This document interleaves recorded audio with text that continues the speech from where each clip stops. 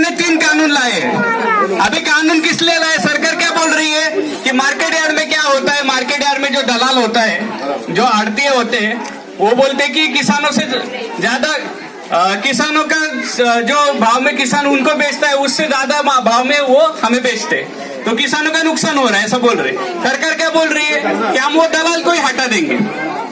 दलाल को हटा देंगे मतलब मंडी खत्म करेंगे। मंडी खत्म करने से क्या होगा? सरकार बोल रही कि किसान डायरेक्ट अभी ग्राहक की तरफ गिराहक को माल बेचेगा। अभी मुझे बताइए, हमारे देश में 80% किसान है जो उनके पास जमीन होती है, बहुत कम जमीन होती है। अभी किसान सबके घर में जाके माल बेच सकता है, उसके पास ऐसा इतना पैसा ही नहीं होता।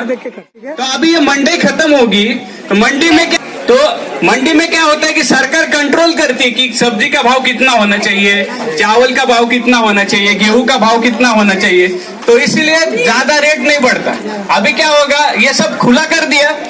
अभी तो खुला करने के बाद क्या होगा, जो बड़े बड़े व्यापारी है वो किसानों के पास जाएंगे और वो बोलेंगे कि समझो आप आलू है, तो किसानों को बोलेंगे भाई साहब आपको 5 साल के लिए सिर्फ आलू ही उगाना है, आलू ही उगाना है, और 5 साल अभी समझो कि 25 रुपए किलो आलू मिल रहा है, तो वो बोलेंगे किसान को भाई हम लोग 30 रुपए किलो से आलू दे रहे हैं, लेकिन 5 साल के लिए हमें आलू बेचना है।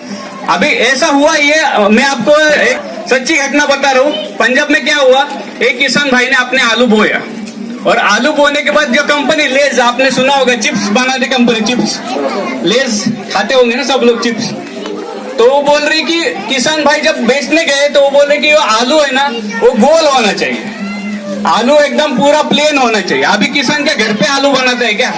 तो आलू खरीदने के लिए तैयार नहीं हुए।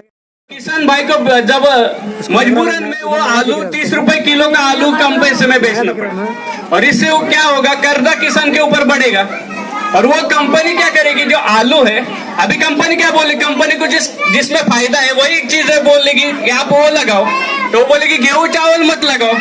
कंपनी बोलेगी कॉफी लगाओ, चाय लगाओ, अंगूर लगाओ, अंगूर से दारू बनती है, वाइन बनती है। तो जो हमारा जो रोजमर्रा की जिंदगी में जो लगती है चीजें खाने के लिए, वो कंपनी, उसमें कंपनी का फायदा नहीं है, कम फायदा है। तो कंपनी धीरे धीरे ऐसे करके सब किसानों को यही बोलेगी लगाने के लिए, और क्या होगा, अभी कंपनी के हाथ में, कंपनी ने खरीद लिया पूरा गेहूं, किसान तो अभी आपके यहाँ पे नहीं आ सकता, किसान ने बेच दिया कंपनी को।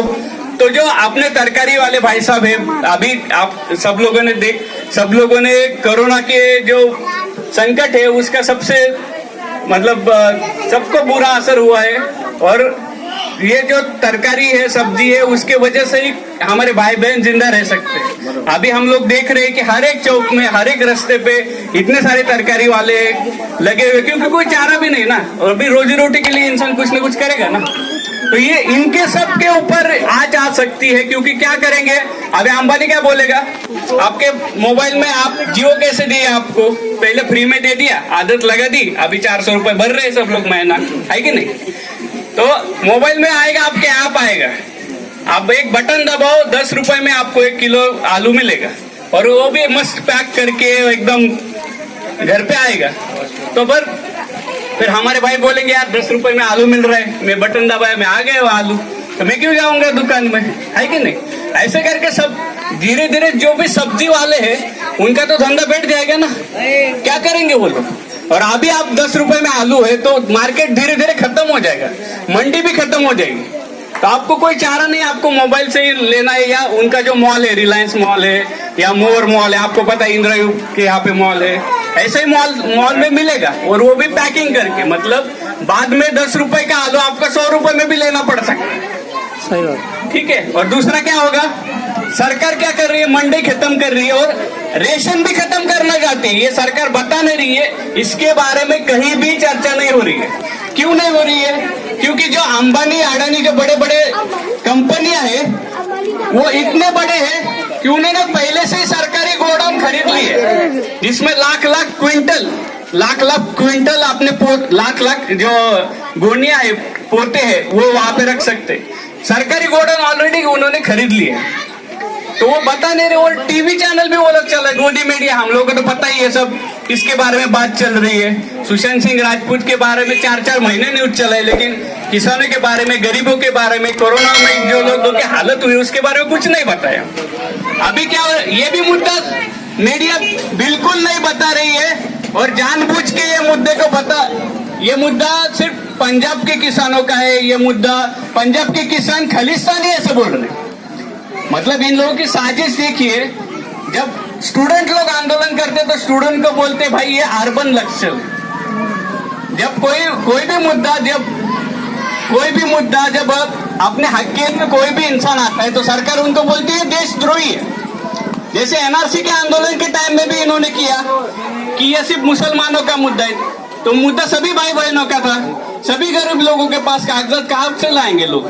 जैसे दांडेकर पुल में जो अभी बाढ़ आई थी, तो बाढ़ में तो सब कागजात बह गए। आपने चमड़े गली में आग लगी थी, तो उनके कागजात कहाँ से लाएंगे लोग?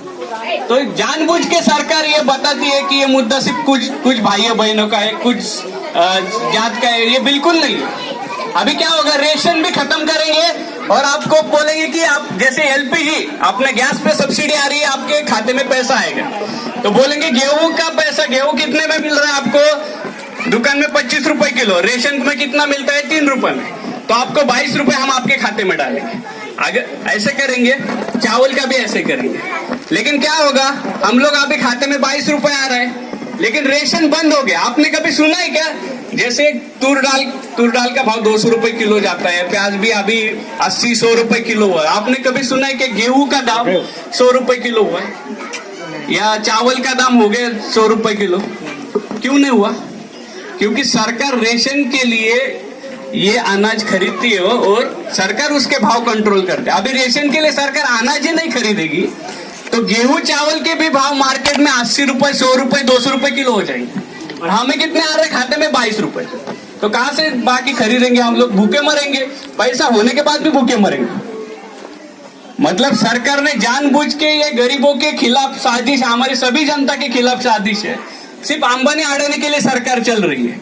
अंबानी के हेलीकॉप्टर में मोदी जी घूमते हैं, उनके लिए प्रचार करते हैं और जियो के लिए पूरा एडवर्टाइजमेंट करते हैं। मतलब देश का कुछ लेना देना ही नहीं है, सिर्फ अंबानी अडानी के दलाल बन गए मोदी जी।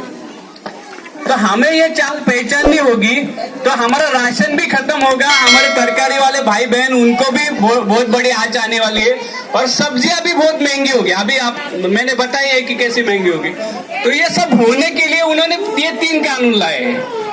मतलब पहला कानून बताया कि जो जरूरतमंद चीज है उसके ऊपर सरकार कंट्रोल करती थी कि कितना भाव होना चाहिए। जैसे अभी कोरोना में सैनिटाइजर और मास्क के दाम बढ़ रहे थे, तो सरकार ने कायदा लाया कि सैनिटाइजर और मास्क जरूरत की चीजें, उसके दाम नहीं बढ़ सकते। मतलब आपको मास्क 200 रुपए में नहीं मिल सकता। कुछ मास्क मिलते हैं लेकिन हमें 10 रुपए से मास्क मिल रहे हैं, सैनिटाइजर भी ऐसे ही। लेकिन सरकार बोल रही है कि गेहूं चावल जरूरत की चीजें नहीं है। अभी मुझे मोदी जी से ये पूछना है, आप रोटी खाते हैं कि नहीं खाते? मुझे पता नहीं। अभी मशरूम भी खाते हैं ना वो, 22,000 रुपए किलो का मशरूम खाते हैं मोदी जी, तो उनके लिए जरूरत की चीजें नहीं है रोटी चावल खाना वगैरह। गरीब लोग, हम लोग आप यही खाते हैं ना, रोटी गेहूं चावल तूर दाल तेल वगैरह। ये सब सरकार बोल रही है कि जरूरत की चीजें नहीं है। भाई साहब उनको पूछना चाहिए आप खाने में खाते क्या है? जरूरत की चीजें नहीं है कहीं। तो जानबूझ के ये चीजें जरूरत की चीजों में से हटा दी गई है ताकि ये कंपनी इनका स्टॉक बना के ज्यादा दाम में बेच सके। तो ये सब, तो भाई और बहनों, ये हो गया कानून।